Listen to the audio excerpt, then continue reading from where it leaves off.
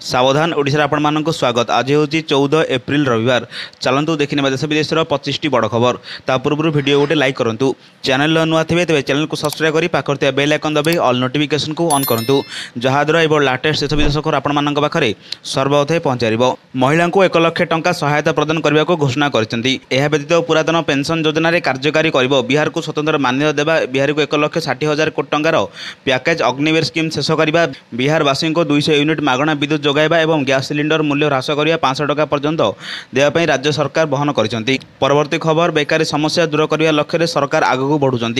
एथिमे सरकार अनेक स्थान में मागणा नियुक्ति तालीम देउछंती। बेसरकारी क्षेत्र कंपानी गुड़िक अनेक स्थान में चाकरी मेला आयोजन कर बेकारी मानक रोजगार जगाउछंती। जदि महिला माने 30 दिन कठिन परिश्रम करते और यही तालीम नियंती तेज से स्थान में चाकरी पाइबे। ग्रामीण स्वयं नियुक्ति तालीम संगठन वारंगल जिले में बेकारी महिला मानक नियुक्ति तालीम प्रदान करिवो। ए नियुक्ति तालीम प्रतिष्ठान निर्देशक माधुरी एक विवृत्ति में एपरी कहिसंती। परवर्ती खबर, बैंक निज ग्राहक को 400 दिन एफडी उपर भल सुध दर लाभ प्रदान करुच्ची। वर्तमान यह स्कीम को नहीं बड़ खबर सामना को आसी। 31 मार्च 2024 में शेष होगा स्कीम डेडलाइन को बढ़ा जाउची। बैंक यह स्कीम रे लोकप्रियता को दृष्टि रखी निष्पत्ति नहीं। भारतीय स्टेट बैंक अमृत कलश स्कीम रे डेडलाइन को 30 सेप्टेम्बर 2024 पर्यंत बढ़ाई। यह स्कीम को बैंक 12 एप्रिल 2023 को लॉन्च करिछि। परवर्ती खबर, गत 5 मास धरी 20,000 रु अधिक वयस नागरिक पेंशन पाई नाहांती। केतेक राज्य व केन्द्र शासित अंचल में सरकार अभियोग करछंती जे केन्द्र सरकार पक्षर देय आसी नथिबारु अनेक लोकंको पेंशन मिल पारि नाही। सूचना अनुसार 60 वर्ष अधिक वयस्क मानक प्रति मासरे 2500 टंका पेंशन प्रदान करुछंती। 60 रु 70 वर्ष वयस्क लोक मानक सरकार संपूर्ण पेंशन प्रदान कर देउछि। परवर्ती खबर, साधारण निर्वाचन बेले निर्वाचन कार्य नियोजित होगा समस्त सरकारी एवं अधिकारी को मागणा स्वास्थ्य सेवा मिलिବ ବୋଲି କୁହାଯାଇଛି। निर्वाचन कार्य नियोजित कर्मचारी और अधिकारी को कैशलेस चिकित्सा सुविधा मिलिବ। एसहित निर्वाचन दायित्व संपादन करते समय जदि कौनसी कर्मचारी अंशुघातर शिकार हुंती तेज तांको सांगे सांगे एपरि चिकित्सा सुविधा मिलिବ। एने विजु स्वास्थ्य कल्याण योजना अनुबंधित थिबा राज्यर समस्त घरोई चिकित्सालय को स्वास्थ्य विभाग पक्षर चिठी लिखा जायछि।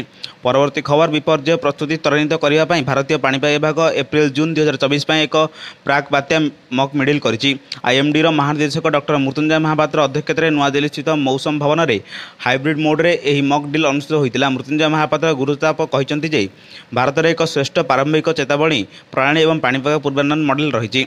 परवर्ती खबर, बीजेडी सह दीर्घ वर्षर संपर्कर पूर्णछेद पकाई आज बीजेपी में जोगदेले बोली बीजेडी राज्य संपादक तथा भद्रक जिलार वरिष्ठ बीजेडी नेता अजय नायक आज राज्य कार्यालय अनुष्ठित मिश्रण पर्व में नायक अनुष्ठानिक भाव बीजेपी में जोग देइछंती। पूर्वतन राज्य सभापति समीर महांती उत्तरीय प्रदान करी स्वागत जणाइथिले। परवर्ती खबर, 3 दिन धरी सामान्य आश्वस्ति मिलिया पर आज पुणी बढ़ी तापमात्रा।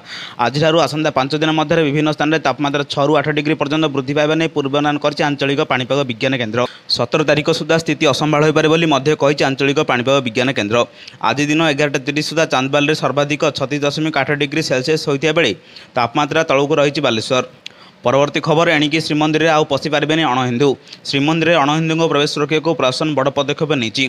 अणहिंदू को प्रवेश रोकने एक सिंहद्वार सम्मुख में जगरेबे प्रतिहारी सेवायत। पणा संक्रांति अर्थात आज सकाळे और संध्यारे 2 जन प्रतिहारी सेवायत सिंहद्वार में मुतयन करेंगे। एने श्रीमंदिर प्रशासन सह आलोचना पर प्रतिक्रिया देते प्रतिहार नियोजक संपादक रामनारायण गोछिकार। परवर्ती खबर, ओडिशा रे एप्रिल 15 तारिख प्रथम पर्यायर उभय लोकसभा और विधानसभा आसन पर कांग्रेस निजर दायित्व प्रार्थी तालिका घोषणा करियो बोली ओडिशा प्रदेश कांग्रेस कमिटी सभापति शरद पट्टनायक घोषणा करछंती। शनिवार दलर संभाव्य प्रार्थी स्क्रीन करा एवं केंद्रीय निर्वाचन कमिटी सीसी रविवार बैठक में नाम चूड़ांत करेंगे बोली शरद पट्टनायक कहते। परवर्ती खबर, भद्रक में भयंकर सड़क दुर्घटना। 16 नंबर जातीय राजपथ में गेलपुर छक निकट में विद्युत खुंट को धक्का दे भारसाम्य हराई ब्रिज तल को खसी पड़ा कदली बोझई ट्रक। दुर्घटना रे ड्राइवर और हेल्पर गुरुतर आहत होती। भद्रक जिला मुख्य चिकित्सालय में भर्ती कराई। खबर मुताबक आज सकाଳେ ट्रकटी कदली बोझई कर कटक बालेश्वर अभिमुखे जाऊला। परवर्ती खबर, खूब शीघ्र हो पारे बीजेपी चूड़ांत पर्यायर विधानसभा प्रार्थी तालिका घोषणा। चूड़ांत घोषणा पर बंटा हेब टिकेट। तेज बीजेपी प्रथम पर्याय विधानसभा प्रार्थी घोषणा पर ही कोहली असंतोषर निया। धर्मशाला, करई, सोरा, जयदेव, बांकी, कविसूर्यनगर, ब्रह्मपुर, फुलबाणी, दशपल्ला, बौद्ध, बड़म्बा, रणपुर, बस्ता, भंजनगर, पोलसरा, पट्टांगी प्रार्थी घोषणा होगा आरंभ हो जाता प्रतिवादर स्वर उठिला विद्रोहर निया। पाखापाखि 60 आसन शुभिला विद्रोहर दुलदुली। घोषणा मुहां हाथई प्रार्थी विपक्ष बहु आशायी समर्थक थई गंडा गंडा अभिमुख फर्द। परवर्ती खबर, साउथ लोकप्रिय अभिनेता अल्लू अर्जुन वर्तमान से पुष्पा 2 रे शूटिंग शेष करने पर व्यस्त अच्छा। ଏହି ଚଳଚ୍ଚିତ୍ରଟି ଚଳିତ ବର୍ଷ ରିଲିଜ୍ ହେବାର ଯୋଜନା ରହିଛି। ନିର୍ଦ୍ଦେଶକ ସୁକୁମାର ଧମକାଦାର ଅଭିଜ୍ଞତା ପାଇଁ ପ୍ରସ୍ତୁତ ହେଉଛନ୍ତି। କୁହାଯାଉଛି କି ନିର୍ମାତାମାନେ 6 ମିନିଟ୍ ଦୃଶ୍ୟର ସୁଟିଂ ପାଇଁ ପ୍ରାୟ 60 କୋଟି ଟଙ୍କା ଖର୍ଚ୍ଚ କରିଛନ୍ତି। ପରବର୍ତ୍ତୀ ଖବର, ନାସାର ଲୁନାରେ ରେକଗ୍ନାଇଜର ଅର୍ବିଟର ଚନ୍ଦ୍ରରେ ଏକ ଫଟୋ ଉତ୍ତୋଳନ କରିଥିଲା। ସେହି ଅଜଣା ବସ୍ତୁଟି ଚନ୍ଦ୍ରର କ୍ରମାଗତ ଭାବେ ଚକ୍କର କାଟିଥିଲା। ସେହି ସମୟରେ ଏକ ଅଜବ ଜିନିଷ ଦେଖିବାକୁ ମିଳିଥିଲା। ତାହା କୌଣସି ସର୍ଫବୋର୍ଡ ପରି ଥିଲା। ସର୍ଫବୋର୍ଡ ହେଉଛି ବୋର୍ଡରେ ଯେଉଁଥିରେ ଛିଡ଼ା ହୋଇ ଲୋକମାନେ ସମୁଦ୍ରରେ ଲହରୀ ସବାରି ରହିଥାନ୍ତି। ସେହି ଅଜଣା ବସ୍ତୁ ଦେଖିବାକୁ ସେହିଭଳି ଥିଲା। ତାହାକୁ ଦେଖି ନାସାର ବୈଜ୍ଞାନିକମାନେ ଚକିତ ହୋଇପଡ଼ିଥିଲେ। ପରବର୍ତ୍ତୀ ଖବର, ସ୍ୱାସ୍ଥ୍ୟ ଓ ପରିବାର କଲ୍ୟାଣ ବିଭାଗ ସଚିବ ଶାଲିନୀ ପଣ୍ଡିତ ବିଜୁ ସ୍ୱାସ୍ଥ୍ୟ କଲ୍ୟାଣ ଯୋଜନାରେ ତାଲିକା ଅନ୍ତର୍ଭୁକ୍ତ ରାଜ୍ୟର ସମସ୍ତ ଘରୋଇ ଡାକ୍ତରଖାନାକୁ ଚିଠି ଲେଖିଛନ୍ତି। ଶ୍ରୀମତୀ ପଣ୍ଡିତ ଚିଠିରେ ଲେଖିଛନ୍ତି ଯେ ମତଦାନରେ ନିୟୋଜିତ କର୍ମଚାରୀ ହିଟ୍‌ଷ୍ଟ୍ରୋକ୍ ଜନିତ ସମସ୍ୟାରୁ ଆରମ୍ଭ କରି ଅନ୍ୟାନ୍ୟ ଚିକିତ୍ସା ପାଇପାରିବେ। ରାଜ୍ୟରେ ଥିବା ଘରୋଇ ଡାକ୍ତରଖାନାଗୁଡ଼ିକରେ ସେମାନଙ୍କୁ BSKY ପ୍ୟାକେଜରେ ଅଫ୍‌ଲାଇନ୍ ମାଧ୍ୟମରେ ବିଲ୍ ପ୍ରଦାନ କରାଯିବ।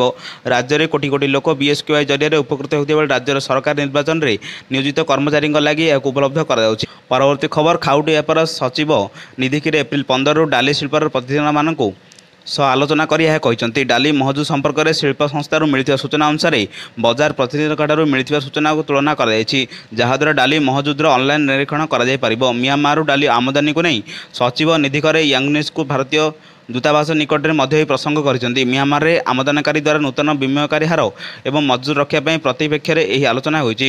ପରବର୍ତ୍ତୀ ଖବର, PF ଆକାଉଣ୍ଟରେ ଯୋଗଦାନ ପାଇଁ ସର୍ବନିମ୍ନ ବେତନ ସୀମା ଅର୍ଥାତ୍ ମୌଳିକ ଦରମା 15,000ରୁ 21,000 ଟଙ୍କାକୁ ବୃଦ୍ଧି କରାଯାଇପାରିବ। ଏହାର ଅର୍ଥ ହେଉଛି ଅଧିକ PF ଏବଂ ପେନ୍ସନ୍ ଆକାଉଣ୍ଟକୁ ଯିବ। PF ପାଇଁ ଦରମାକୁ ବଢ଼ାଇବାକୁ ଅନେକ ଦିନ ପ୍ରସ୍ତାବ ଦିଆଯାଇଥିଲା। ଏହି ମାମଲାକୁ ନେଇ ଜଣେ ଅଧିକାରୀ କହିଛନ୍ତି ଯେ ସମସ୍ତ ବିକଳ୍ପର ମୂଲ୍ୟାଙ୍କନ କରାଯାଉଛି ଏବଂ ନୂଆ ସରକାରଙ୍କ ଦ୍ୱାରା ଏହି ପ୍ରସ୍ତାବକୁ ନେଇ ନିର୍ଣ୍ଣୟ କରାଯିବ। ହିତାଧିକାରୀମାନେ କହିବା ଅନୁସାରେ ଦରମା ବଢ଼ାଇବା ଦ୍ୱାରା ସରକାର ଏବଂ ପ୍ରାଇଭେଟ୍ କ୍ଷେତ୍ରମାନଙ୍କରେ ପ୍ରଭାବ ପଡ଼ିବ। ପରବର୍ତ୍ତୀ ଖବର, କୋଲକାତାରେ ଦମଦମ ବସ୍ତି ଅଞ୍ଚଳରେ ଭୟଙ୍କର ଅଗ୍ନିକାଣ୍ଡ। ଏଥିରେ କେହି ମୃତଦେହ ହୋଇନଥିବା ଜଣାପଡ଼ିଛି। ତେବେ କିଛି ଲୋକ ଆହତ ହୋଇଥିବା କୁହାଯାଇଛି। 12ରୁ ଅଧିକ ଅଗ୍ନିଶମ ବାହିନୀ ପହଞ୍ଚି ନିଆଁକୁ ଆୟତ୍ତ କରୁଛନ୍ତି। ଅଗ୍ନିକାଣ୍ଡର କାରଣ ଅସ୍ପଷ୍ଟ ରହିଛି। ପ୍ରଶାସନିକ ସ୍ତରରେ ମଧ୍ୟ ତତ୍ପରତା ପ୍ରକାଶ ପାଇଛି। କ୍ଷତିଗ୍ରସ୍ତ ହୋଇଥିବା ଲୋକଙ୍କୁ ସହାୟତା ଦିଆଯାଉଛି। ନିଆଁ ପ୍ରଥମେ କେଉଁଠୁ ଲାଗିଲା ଓ ବ୍ୟାପାର ତାହା ଏଯାଏଁ ଜଣାପଡ଼ିନାହିଁ। ଦମଦମ ଅଞ୍ଚଳରେ ସାଂସଦ ସୁଜନ ଚକ୍ରବର୍ତ୍ତୀ ଘଟଣାସ୍ଥଳରେ ପହଞ୍ଚି ଲୋକଙ୍କୁ ସାହାଯ୍ୟ କରିବା ସହ କ୍ଷତିଗ୍ରସ୍ତ ଲୋକଙ୍କୁ ସହାୟତା ପାଇଁ ସରକାରଙ୍କ ନିକଟରେ ଅପିଲ କରିଛନ୍ତି। ପରବର୍ତ୍ତୀ ଖବର, ଦୁନିଆରେ ସବୁଠାରୁ ଭୟାନକ ବିମାନ ଦୁର୍ଘଟଣା। 1977ରେ ଘଟିଥିବା ଏହି ଘଟଣାକୁ କେବେ ବି ଭୁଲି ପାରିବ ନାହିଁ ସାରା ବିଶ୍ୱ। ଏହି ବିମାନ ଦୁର୍ଘଟଣାରେ ଆକାଶ ନୁହେଁ ବରଂ ଏୟାରପୋର୍ଟରେ ଘଟିଥିଲା। ଦୁଇଟି ବୋଇଂ ବିମାନ ସ୍ପେନ୍ସରେ ରନୱେରେ ଧକ୍କା ହୋଇଥିଲା, ଯେଉଁଥିରେ ଏକା ସାଙ୍ଗରେ ଚାଲିଯାଇଥିଲା 583 ଲୋକଙ୍କ ଜୀବନ। ସ୍ପେନ୍ସ ଘଟିଥିବା ଏହି ଘଟଣା ଆଜି ବି ଲୋକେ ଭୁଲି ନାହାନ୍ତି। ସ୍ପେନ୍ସ ଟ୍ରେନ୍ ଲାଇଫ୍ର ଦ୍ୱୀପର ଲସ୍ ରୋଡ୍ସ ବିମାନ ବନ୍ଦରରେ ଦୁଇଟି ବିମାନ ରନୱେରେ ହୋଇଥିଲେ ମୁହାଁମୁହିଁ ଧକ୍କା, ଯାହାଫଳରେ ଘଟିଥିଲା ବଡ଼ ଦୁର୍ଘଟଣା। ମୁହାଁମୁହିଁ ହୋଇଥିବା ଦୁଇଟି ବିମାନ ମଧ୍ୟରୁ ଗୋଟିଏ ହେଲା KLM ଫ୍ଲାଇଟ୍ 4805। ପରବର୍ତ୍ତୀ ଖବର, 40 ଫୁଟ ବୋରୱେଲ୍ ଭିତରକୁ ପଶିଲା 6 ବର୍ଷର ଶିଶୁ। ଏମିତି ଏକ ଅଘଟଣ ଦେଖିବାକୁ ମିଳିଛି ମଧ୍ୟପ୍ରଦେଶର ରେୱା ଜିଲ୍ଲାରେ। ଗତକାଲି ଅପରାହ୍ନରେ ଏହି ଘଟଣା ଘଟିଥିବା ବେଳେ ଏବେ ବି ଶିଶୁକୁ ବୋରୱେଲ୍ ଭିତରୁ ଉଦ୍ଧାର କରାଯାଇପାରି ନାହିଁ। 40 ଫୁଟ ବୋରୱେଲ୍ରେ ଫସିଥିବା 6 ବର୍ଷର ଶିଶୁର ନାମ ହେଉଛି ମୟଙ୍କ। ପରବର୍ତ୍ତୀ ଖବର, 24 ଘଣ୍ଟା ମଧ୍ୟରେ ଇସ୍ରାଏଲ୍ର ଉପରେ ସିଧାସଳଖ କ୍ଷେପଣାସ୍ତ୍ର ଆକ୍ରମଣ କରାଇଛି ଇରାନ। ଏଥିପାଇଁ ଇରାନ ଶତାଧିକ କ୍ଷେପଣାସ୍ତ୍ର ଓ 1000 ଡ୍ରୋନ୍ ପ୍ରସ୍ତୁତ ରଖିବା ନେଇ ଆଜି ବିଭିନ୍ନ ଗଣମାଧ୍ୟମରୁ ରିପୋର୍ଟ ପ୍ରକାଶ ପାଇବା ପରେ ଇସ୍ରାଏଲ୍ ହାଇ ଆଲର୍ଟରେ ରହିଛି। ଅନ୍ୟପକ୍ଷରେ ଇରାନ ଆକ୍ରମଣରେ ମୁକାବିଲା ପାଇଁ ଇସ୍ରାଏଲ୍ର ତୁହାକୁ ତୁହା ରଣନୀତିକ ବୈଠକ ଚାଲିଛି ଏବଂ ଆମେରିକାରେ ଲଗାତାର ଇସ୍ରାଏଲ୍ର ଏହି ସମ୍ପର୍କରେ ରହିଛି। ପରବର୍ତ୍ତୀ ଖବର, ବିରୁପା ନଦୀରେ ଭାସି ଯାଇଛନ୍ତି 2 ଯୁବକ ମୃତ୍ୟୁ। କଟକ SCBରେ 2 ଯୁବକଙ୍କୁ ମୃତ୍ୟୁ ଘୋଷଣା କରିଛନ୍ତି ଡାକ୍ତର। 2 ଯୁବକ ଚୌଦ୍ୱାର ଖୋର୍ଦ୍ଧା ସାହିର ହୋଇଥିବା ସୂଚନା ମିଳିଛି। ଯୁବକ ଦୁହେଁ ହେଲେ ଚୌଦ୍ୱାର ଖୋର୍ଦ୍ଧା ସାହିର କୃଷ୍ଣଚନ୍ଦ୍ର ସାହୁ ଏବଂ ମୟଙ୍କ ସାହୁ। 2 ବିରୁପା ନଦୀରେ ଗାଧୋଇବା ବେଳେ ନଦୀରେ ସୁଅରେ ଭାସି ଯାଇଥିଲେ। ପରବର୍ତ୍ତୀ ଖବର, ଆନ୍ତର୍ଜାତୀୟ ସ୍ତରରେ ରାଜନୀତି ଓ ଯୁଦ୍ଧ ସ୍ଥିତିରେ ଅନିଶ୍ଚିତତା ଭିତରେ ସୁନା ଦର ହୁ ହୁ ହୋଇ ବଢ଼ି ଚାଲିଛି। ଇରାନ ଇସ୍ରାଏଲ୍ ଯୁଦ୍ଧ ଆଶଙ୍କା ଦରକୁ ଐତିହାସିକ ସ୍ତର ପହଞ୍ଚାଇଲାଣି। ଦିନକୁ ଦିନ ନୂଆ ରେକର୍ଡ ଯୋଡ଼ି ଚାଲିଛି। ଆଜି 63,000 ସ୍ତର ପାର କରିଛି ସୁନା। ଏହି ଟ୍ରେଣ୍ଡ ଜାରି ରହିଲେ ଖୁବ୍ ଶୀଘ୍ର 80,000 ଟଙ୍କା ଡେଇଁବ ବୋଲି ଅନୁମାନ କରାଯାଇଛି।